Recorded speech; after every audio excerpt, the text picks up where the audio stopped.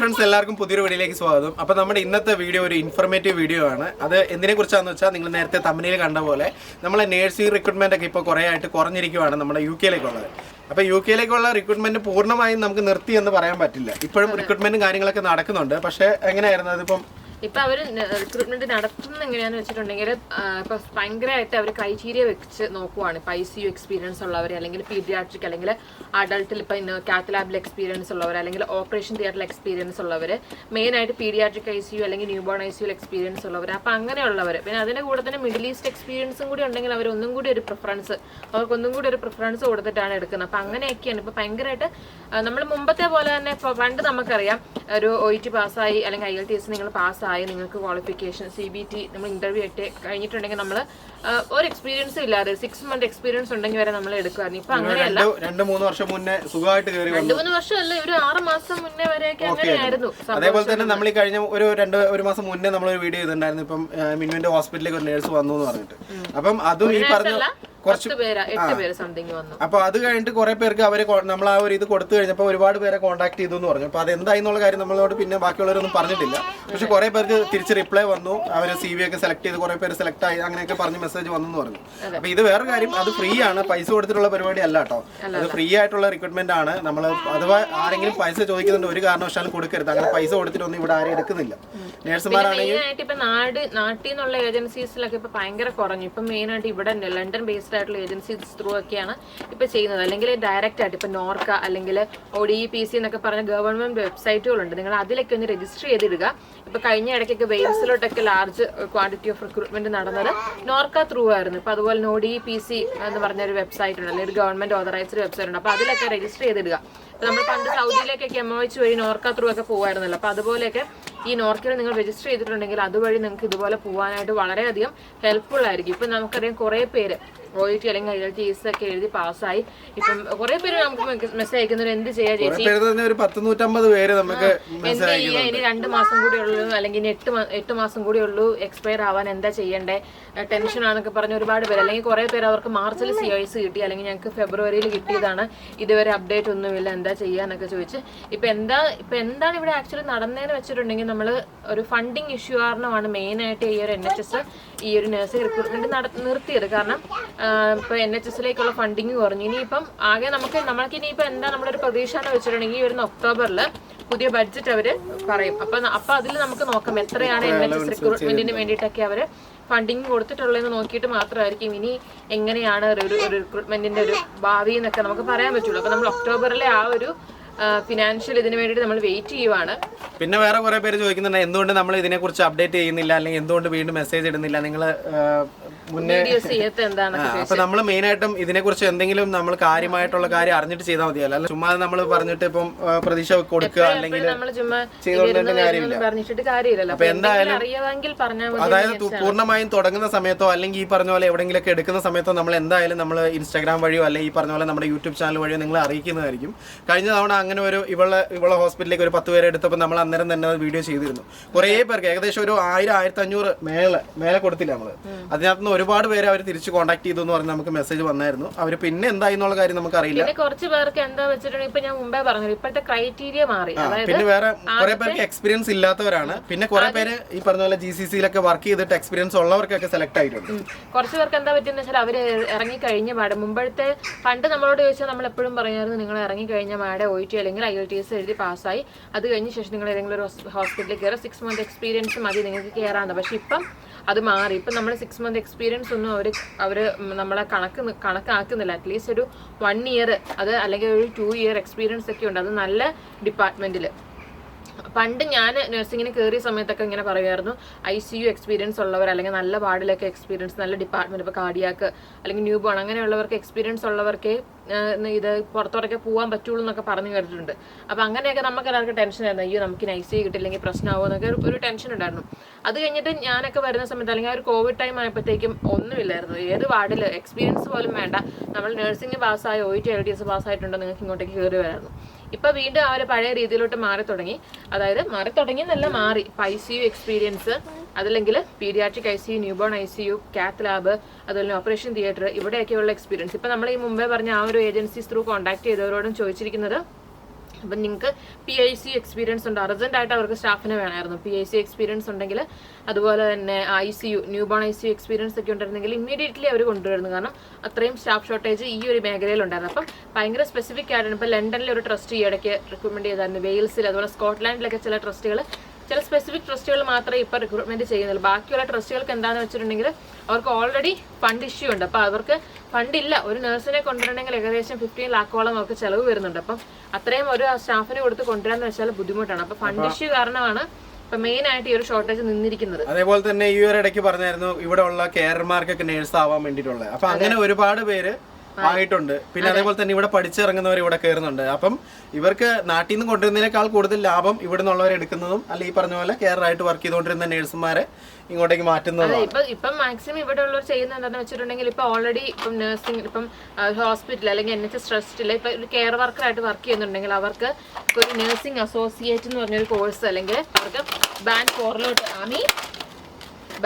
അല്ലെങ്കിൽ ബാൻഡ് 3 കയറി പിന്നെ ഒരു 1 year ടോപ്പ് അപ്പ് കോഴ്സ് ചെയ്തിട്ട് നേഴ്സായിട്ട് മാറാം. അപ്പം അങ്ങനെയൊക്കെയുള്ള കുറേ വേക്കൻസീസ് ഇപ്പം നമ്മുടെ ഞങ്ങളുടെ ട്രസ്റ്റിലൊക്കെ ആണെങ്കിൽ അതിനൊക്കെ ഒരു ഇന്റർവ്യൂ അല്ലെങ്കിൽ ലാർജ് ആയിട്ട് ഇപ്പം പല ട്രസ്റ്റുകളിലും ഇപ്പം മാസമായിട്ട് അതുപോലെയുള്ള ആൾക്കാരെ തിരഞ്ഞെടുക്കുന്ന അല്ലെങ്കിൽ അങ്ങനെയുള്ള ആൾക്കാരെ മാത്രം വിളിച്ചുകൊണ്ടുള്ള വലിയ ലാർജ് ആയിട്ടുള്ള ഇന്റർവ്യൂ ഒക്കെ പല ട്രസ്റ്റുകളിലും നടന്നിരുന്നത് UK യിലുള്ളവർക്ക് ഓൾറെഡി. അതേപോലെ തന്നെ വേറൊരു കാര്യം, ഇപ്പം ഇവിടെ ഉള്ളവർക്ക് എന്താ ബെനിഫിഷ്യൽ എന്ന് വെച്ചിട്ടുണ്ടെങ്കിൽ ഓൾറെഡി ബാക്ക്ഗ്രൗണ്ട്, അതായത് നഴ്സിംഗ് ബാക്ക്ഗ്രൗണ്ട് ഉണ്ടായിട്ട് ഇവിടെ ഹെൽത്ത് കെയർ വിസയിൽ വന്ന ഒരുപാട് പേരുണ്ട്. അങ്ങനെയുള്ളവർക്ക് അവരുടെ മാനേജറുടെയോ അല്ലെങ്കിൽ അവരുടെ ടീം ലീഡറുടെയോ ഒക്കെ ഒരു റെഫറൻസ് ഉണ്ടെങ്കിൽ നേഴ്സായിട്ട് മാറാന്നുള്ളൊരു ഓപ്ഷൻ ഉണ്ടായിരുന്നു. അപ്പം അങ്ങനെയുള്ളവർക്കും ഇതായിട്ട് ഒരു നേഴ്സായിട്ട് മാറാനുള്ള ഒരു ഓപ്ഷൻസ് വന്നപ്പോഴത്തേക്കും കുറേയൊക്കെ സ്റ്റാഫ് ഷോർട്ടേജ് പരിഹരിച്ചെങ്കിലും ഇപ്പോഴും NHSൽ വെയിറ്റിംഗ് ലിസ്റ്റിന് ഒരു കുറവും വന്നിട്ടില്ല. അതുപോലെ തന്നെ വെയിറ്റിംഗ് ലിസ്റ്റ് കൂടിക്കൊണ്ട് വരികയാണ്. അതുകൊണ്ട് എന്താണെങ്കിലും ഗവൺമെന്റിന് അല്ലെങ്കിൽ NHS ഫണ്ട് കൊടുത്തേ പറ്റൂ എന്നാണ് എനിക്ക് തോന്നുന്നത്. അല്ലെങ്കിൽ NHS ഫണ്ട് കൊടുത്തേ പറ്റുള്ളൂ എന്നാണ് ഇതിന് ബാക്കിലോട്ടുള്ളവരും പറയുന്നത്. കാരണം എങ്കിൽ മാത്രമേ NHSന്റെ വെയിറ്റിംഗ് ലിസ്റ്റ് കുറച്ച് ഈ ഒരു NHSന്റെ ഈ ഒരു പ്രശ്നം നമുക്ക് പരിഹരിക്കാൻ പറ്റുള്ളൂ. എന്തായാലും പഴയ പോലെയൊക്കെ ആവും നമുക്ക് പ്രതീക്ഷിക്കാം. അപ്പം എന്തെങ്കിലും ഇതിനൊക്കെ മാറ്റം വരുവാണ്, അല്ലെ പുതിയ എന്തെങ്കിലുമൊക്കെ ന്യൂസ് വരുവാണെങ്കിൽ എന്തായാലും നമ്മുടെ യൂട്യൂബ് ചാനൽ വഴി നമ്മൾ അറിയിക്കുന്നതായിരിക്കും. അല്ലാതെ നമ്മളിപ്പം ഇതിന് ചുമ്മാ വെറുതെ നമ്മൾ പിന്നെ വീഡിയോ ഇട്ടുകൊണ്ടിരിക്കില്ല. അപ്പോൾ നിങ്ങൾ എന്തായാലും സബ്സ്ക്രൈബ് ചെയ്ത് വെക്കുക.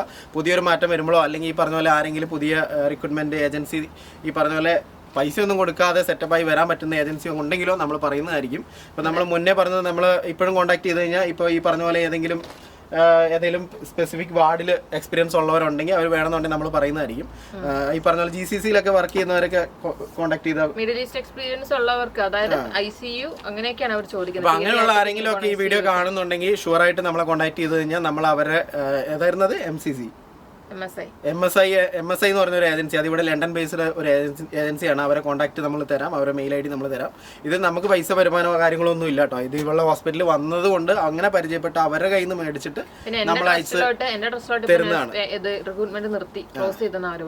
അതേപോലെ പല ഈ ട്രസ്റ്റിലും ഇപ്പം ഏജന്റ് എടുക്കുന്നില്ല.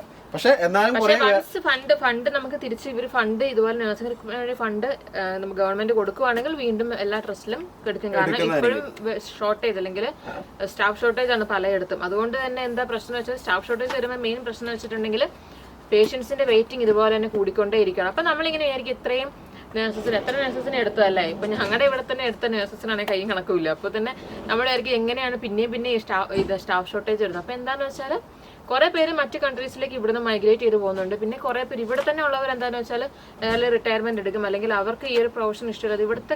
ഇവിടുത്തെ ഉള്ളവരുടെ ഒരു ഇതെന്ന് വെച്ചാൽ കുറച്ചുകൂടി ചിൽ മോഡാണ്. അപ്പൊ അവർക്ക് ചിലപ്പോൾ ഇങ്ങനെ പണിയെടുത്തുകൊണ്ടിരിക്കാൻ താല്പര്യമില്ലായിരിക്കും. അവർ ചിലപ്പോൾ കുറച്ചൊന്ന് അധികം നാളത്തേക്ക് ലീവ് എടുത്തിട്ട് വെക്കേഷന് പോകും. അപ്പൊ അങ്ങനെയൊക്കെ വരുമ്പോഴത്തേക്ക് സ്റ്റാഫ് ഷോർട്ടേജ് എന്ന് പറഞ്ഞാൽ അങ്ങനെ തന്നെ ഇവിടെ നിലനിൽക്കുവാണ്. വേറൊരു കാര്യം, പിന്നെ കുറെ പേര് പറഞ്ഞായിരുന്നു ഇവിടുന്ന് ആരും UK വന്നിട്ട് ആരും പോകുന്നില്ല, എല്ലാവരും ഇവിടെ തന്നെ ഉണ്ടെന്ന്. അത് കുറെ പേരൊന്നും പോകുന്നില്ല, പക്ഷെ ഒത്തിരി അധികം നമുക്കറിയുന്ന ആൾക്കാർ എത്ര ആൾക്കാർ പോയി ഓസ്ട്രേലിയ, ന്യൂസിലാൻഡിലേക്ക്. അപ്പം ഒരുപാട് ആൾക്കാർ ഇവിടുന്ന് മൂവ് ചെയ്യുന്നുണ്ട്.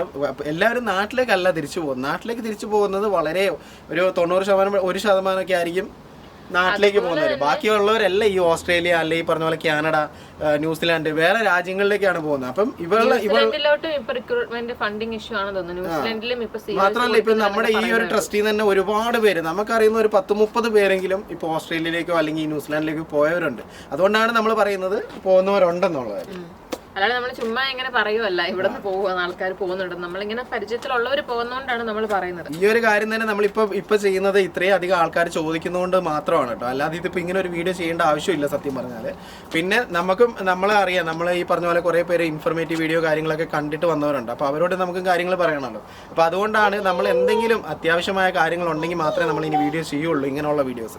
അല്ലാതെ നമ്മളിപ്പോൾ നമ്മുടെ ലൈഫ് സ്റ്റൈലും കാര്യങ്ങളൊക്കെയാണ് നമ്മളിപ്പോൾ വീഡിയോ ചെയ്തുകൊണ്ടിരിക്കുന്നത്. നമ്മുടെ ആമിയുടെ കൂടെയുള്ള കുഞ്ഞു കുഞ്ഞു മൊമെന്റ്സ് ഒക്കെയാണ് നമ്മൾ വീഡിയോ ചെയ്തുകൊണ്ടിരിക്കുന്നത്. പിന്നെ വേറൊരു കാര്യം എനിക്ക് പറയാനുള്ളത്, നിങ്ങളിപ്പോൾ ഒരു ഇന്റർവ്യൂ അറ്റൻഡ് ചെയ്ത് നിങ്ങൾക്ക് കിട്ടിയെങ്കിൽ നിങ്ങൾ ഇന്റർവ്യൂവിൽ മാക്സിമം ഹോണസ്റ്റ് ആയിട്ടുള്ള കാര്യങ്ങൾ മാത്രം പറയാം.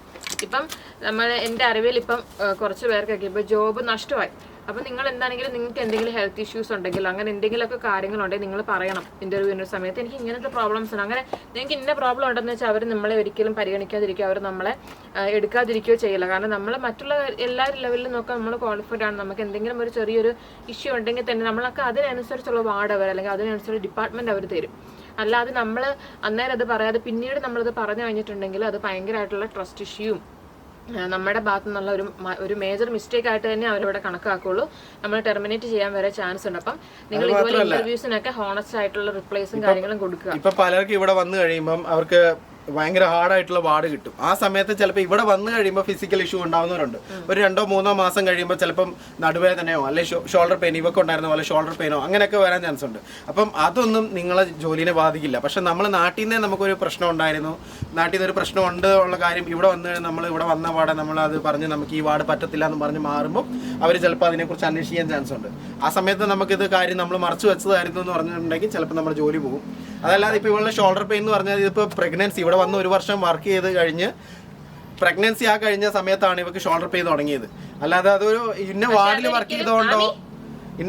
വർക്ക് ചെയ്തുകൊണ്ടോ അല്ലെങ്കിൽ ഇന്ന ഇത് ചെയ്തതുകൊണ്ടോ അല്ല, അത് എങ്ങനെയോ വന്നുവിട്ട ഒരു ഷോൾഡർ പെയിൻ ആണത്. അതെ, പക്ഷേ ഇപ്പൊ നമുക്ക് എന്തെങ്കിലും ഇഷ്യൂ ഉണ്ടെങ്കിൽ നമ്മളെ വാർഡ് മാറ്റി അങ്ങനെയല്ല, നമ്മൾ ഓക്യുപേഷൻ ഹെൽത്തിൽ കോൺടാക്ട് ചെയ്യുക. അപ്പൊ അവര് നമ്മളോട് ചോദിക്കും നിങ്ങൾക്ക് എന്താ നമ്മൾ ചെയ്തു തരേണ്ടത്, നിങ്ങൾക്ക് എന്തെങ്കിലും ഇഷ്യൂ ഉണ്ടെങ്കിൽ അതിനനുസരിച്ചുള്ള വർക്ക് നമ്മൾ തരും. നമ്മൾ ഷോൾഡർ പെയിൻ വന്ന സമയത്ത് എന്നോട് പറഞ്ഞിട്ടുണ്ടായിരുന്നു, അപ്പം വലിയ മേജർ വാർഡ്സിലോട്ട് പോകരുത്. ഇപ്പം നമ്മൾ ഡീപ്ലോയ്മെന്റ് ചില സമയത്ത് നമുക്ക് അവിടെ സ്റ്റാഫ് ഷോർട്ടേജ് ഉള്ളപ്പോൾ നമ്മൾ അങ്ങോട്ടേക്ക് വിടും. അപ്പൊ ചിലപ്പോൾ നമ്മൾ ഇപ്പം ഇത് ട്രോളീസ് ഒക്കെ പുഷ് ചെയ്യേണ്ടതും പുള്ളി ചെയ്യേണ്ടതൊക്കെയാണ്. അപ്പൊ അങ്ങനെയുള്ള കാര്യങ്ങൾ എന്നോട് ചെയ്യണ്ട. അപ്പൊ കുറെ നമുക്ക് അവർ പറയും നമ്മൾക്ക് നമ്മുടെ സ്റ്റാഫിനെ എത്രമാത്രം അവര് ഓക്കെ ആക്കാവോ അത്രമാത്രം ഒരിക്കലും നമ്മള് ഇത് നിങ്ങളെ വർക്ക് ഫിസിക്കലി ഓക്കെ അല്ല എന്ന് പറഞ്ഞാൽ അവര് പുറത്താക്കും. അങ്ങനെ പുറത്താക്കുന്ന ഈ പറഞ്ഞ പോലെ നമ്മൾ നാട്ടിൽ നിന്ന് ഇഷ്യൂ കൊണ്ട് നമ്മൾ മറച്ചു വെച്ചിട്ട് വന്നു കഴിഞ്ഞാൽ ഈ പറഞ്ഞ പോലെ പ്രശ്നം ഉണ്ടാവുക. അപ്പൊ ഇങ്ങനെയുള്ള കാര്യങ്ങൾ കൂടെ നമ്മൾ മനസ്സിൽ വെക്കുക, എന്നിട്ട് ബാക്കി മുന്നോട്ടേക്ക് പോവുക. അപ്പൊ നമ്മൾ ഇനി എന്തെങ്കിലും ഒരു അപ്ഡേറ്റ് വരുന്നുണ്ടെങ്കിൽ നമ്മൾ തീർച്ചയായിട്ടും പറയുന്നതായിരിക്കും. നമ്മൾ ചുമ്മാ വന്ന് വീഡിയോ ചെയ്തിട്ട് നിങ്ങളെയും വെറുപ്പിക്കുന്നില്ല അല്ലെ, ഒരു റിക്രൂട്ട്മെന്റ് ഇതുവരെ നമുക്ക് പറയത്തക്ക രീതിയിൽ എവിടെയും തുടങ്ങിയിട്ടില്ല. എടുക്കുന്നുണ്ടെങ്കിൽ തന്നെ ഈ പറഞ്ഞ പോലെ സ്പെസിഫിക് ആയിട്ടുള്ള വാർഡിലേക്ക് മാത്രമേ ഉള്ളൂ. അതിപ്പോ എല്ലാവർക്കും കിട്ടിക്കൊള്ളുന്നില്ല. കാരണം നമ്മളെ കോൺടാക്ട് ചെയ്യുന്നവരെല്ലാം ഇപ്പോൾ പഠിച്ചിറങ്ങിയവരും പിന്നെ കുറെ ഗ്യാപ്പ് ഉള്ളവരും അങ്ങനെയൊക്കെ ഉള്ളവരാണ് ഒരുപാട് പേര്. പിന്നെ ഈ OIT ക്ലിയർ ആയവരൊക്കെയാണ്. അപ്പം ജസ്റ്റ് വെയിറ്റ് ചെയ്യുക. എന്തായാലും തുടങ്ങുമ്പോൾ തന്നെയാണ് ഈ ഒക്ടോബർ ഒക്കെ കഴിയുമ്പോഴത്തേക്ക് നമുക്ക് എന്തായാലും അടുത്ത വർഷം തൊട്ട് ഗ്യാരണ്ടി ഒന്നും പറയാൻ പറ്റില്ല. ഒക്ടോബർ കഴിഞ്ഞ് കഴിയുമ്പോൾ നമുക്കറിയാം എന്താ അടുത്ത വർഷം തൊട്ട്. ഞാൻ അടുത്ത വർഷത്തേക്ക് പറയുന്നത്. അടുത്ത വർഷം തൊട്ട് നമുക്ക് ഒരു എന്തെങ്കിലും മാറ്റം വരുമെന്നുള്ള കാര്യത്തിൽ ഒരു പ്രതീക്ഷ വയ്ക്കാം. പക്ഷെ എന്നിരുന്നാലും നമുക്ക് പറയാൻ പറ്റില്ല, 100% പറയാൻ പറ്റില്ല. അപ്പൊ എത്രയും നിങ്ങൾ ചെയ്യണം. കാര്യം OIT ഒക്കെ പാസ്സായവർക്ക് ഇപ്പം ഡേറ്റ് കഴിയുന്നവർക്കൊന്നും ചെയ്യാൻ പറ്റില്ല. നമുക്ക് വീണ്ടും അപ്പിയർ ചെയ്ത് വീണ്ടും നമ്മൾ ക്ലിയർ ചെയ്ത് വെക്കാനേ പറയാൻ പറ്റില്ല. അതുപോലെ ഇപ്പൊ നഴ്സിംഗ് ഒക്കെ പാസ്സായി നിൽക്കുന്നവരുണ്ടെങ്കിൽ നിങ്ങൾ OIT അല്ലെങ്കിൽ IELTS ജസ്റ്റ് ഒന്ന് ട്രൈ ചെയ്ത് നോക്കുക. 1 മാസം അല്ലെങ്കിൽ 2 മാസം ഇങ്ങനെ ജസ്റ്റ് ഒന്ന് കോഴ്സ് അറ്റൻഡ് ചെയ്ത് വെച്ച് നോക്കുക. അപ്പൊ നമുക്കറിയാം ഇത് എന്താണ് കോഴ്സ്. പിന്നെ കുറെ പേരൊക്കെ കമന്റ് ഇടുന്ന കണ്ടു, ഇപ്പം ഇതിന്റെ സ്കോർ ലെവൽ കുറച്ചു, അപ്പൊ പിന്നെ ഇപ്പൊ ആർക്കും കയറി വരാൻ പറ്റുമല്ലോ. അപ്പൊ അതുകൊണ്ടൊക്കെയാണ് ഇപ്പം പല പ്രോബ്ലംസ് ഇങ്ങനെ പറയുന്നുണ്ട്. ഇപ്പൊ OIT അല്ലെങ്കിൽ IELTS എന്ന് പറയുന്നത് കഷ്ടപ്പെട്ട് എഴുതി എടുക്കുന്നവർ. ഞാൻ പറയുന്ന ഒരു കാര്യം കയറി വരട്ടെ, ഈ വരുന്നവർക്ക് ഇവർക്ക് എന്താ പ്രശ്നം, ജീവിക്കാൻ അങ്ങനെ പറയുന്നവരുണ്ട്. ആർക്കും പോവാന്ന്, അങ്ങനെ പോട്ടെ. ഈ കാണിക്കുന്നേ ആമിങ്ങി വാ. ഈ പോകാൻ പറ്റാത്തവർ എന്തിനീ കിടന്ന് കഷ്ടപ്പെടണം? പോകാൻ പറ്റുന്നവർ നാട്ടിൽ നിന്ന് ഈ പറഞ്ഞ പോലെ മെച്ചമുള്ള ഒരു ജീവിതം കിട്ടുവാണെങ്കിൽ എവിടെയെങ്കിലും പോയി രക്ഷപ്പെടട്ടല്ലോ. അതിപ്പം പറ്റാത്തവർ എന്തിനീ കിടന്ന് കഷ്ടപ്പെടുന്നത് ഞാൻ ആലോചിക്കുന്നത്. അപ്പൊ OIT അല്ലെങ്കിൽ IELTS ഈസി ആയിട്ട് ക്ലിയർ ചെയ്യാം, ആർക്ക് വേണമെങ്കിലും പോവാന്നൊക്കെ കുറെ പേര് കമന്റ് ഇട്ടുണ്ട്. അപ്പൊ അങ്ങനെയൊന്നും നമുക്ക് ഈസി ആയിട്ടൊന്നും ക്ലിയർ ചെയ്ത് പോകാൻ പറ്റില്ല. ഇതിന് പുറകിൽ എന്തുമാത്രം കഷ്ടപ്പാടുണ്ടെന്നൊന്നും ഒരു തവണ ഇത് അപ്പിയർ ചെയ്തവർക്ക് ഇത് പറയാൻ പറ്റില്ല. അല്ലാതെ ഇപ്പൊ ചുമ്മാ ഇരിക്കുന്നവർക്ക് ആർക്ക് വേണമെങ്കിലും പറയാമോ ഇതിനിപ്പോ സ്കോർ കുറച്ച് 6.5 മതി അല്ലെങ്കിൽ 6 മതി, ആർക്ക് വേണമെങ്കിലും കയറി പോവാന്ന്. ഈ ഒരു ഇത് പഠിക്കുന്നവർക്ക് അല്ലെങ്കിൽ ഒന്ന് അറ്റൻഡ് ചെയ്തവർക്ക് ഇത് ഭയങ്കര ഡിഫിക്കൽട്ട് ആയിട്ടുള്ള ഒരു കാര്യമാണ്. 7, 8, 10 തവണയൊക്കെ എക്സാം എഴുതി ഇതുവരെ കിട്ടാതിരിക്കുന്നവരുണ്ട്. അപ്പൊ അങ്ങനെയുള്ളവർക്ക് തന്നെ മനസ്സിലാവും ഇത് എന്ത്. അപ്പൊ അങ്ങനെയുള്ളവർ ഉള്ളപ്പോൾ തന്നെ നമുക്ക് മനസ്സിലാവും ഇത് എന്തുമാത്രം ടഫ് ആയിട്ടുള്ള ഒരു കാറ്റഗറി ആണെന്ന്. ഇത് മാത്രമല്ല, ഒരു നഴ്സിംഗ് ഇങ്ങോട്ടേക്ക് കയറി വരണമെങ്കിൽ നമുക്ക് ഇതിന് പുറകിൽ OET അല്ലെങ്കിൽ IELTS പാസ്സാവണം, അത് കഴിഞ്ഞ് CBT എക്സാം പാസ്സാവണം, ഇവിടുന്ന് ഇന്റർവ്യൂ അറ്റൻഡ് ചെയ്ത് പാസ്സാവണം, ഇവിടെ എത്തിക്കഴിഞ്ഞാൽ ലോസ്കി എന്ന് പറഞ്ഞ വേറൊരു വലിയ കടമയാണ്. അപ്പോൾ ഇതൊന്ന് സിമ്പിളായിട്ട് നമുക്ക് പാസ്സായി വരാൻ പറ്റുന്ന ഇതൊക്കെ ഭയങ്കര പ്രൊസീജിയറിലൂടെയാണ് നമ്മളെല്ലാവരും കടന്നു പോയിട്ട് വരുന്നത്. അപ്പം ആർക്കും കയറി പോയി അല്ലെങ്കിൽ ആര് കയറി പോകുന്നൊക്കെയുള്ള കുറെ കമന്റ്സ് ഉണ്ട്. അപ്പൊ അതിനെ കുറിച്ച് പറഞ്ഞിട്ട് കാര്യമില്ല. അങ്ങനെ പറയുന്നവർ എങ്ങനെയാണെങ്കിലും പറഞ്ഞുകൊണ്ടിരിക്കും. നമുക്കറിയാം, വരുന്നവർക്കറിയാം അതിന്റെ കഷ്ടപ്പാടും, അല്ലെങ്കിൽ ഇവിടെ വന്നവർക്കറിയാം അതിന് എങ്ങനെയാണ് ഇവിടെ എത്തിപ്പെട്ടതെന്ന്.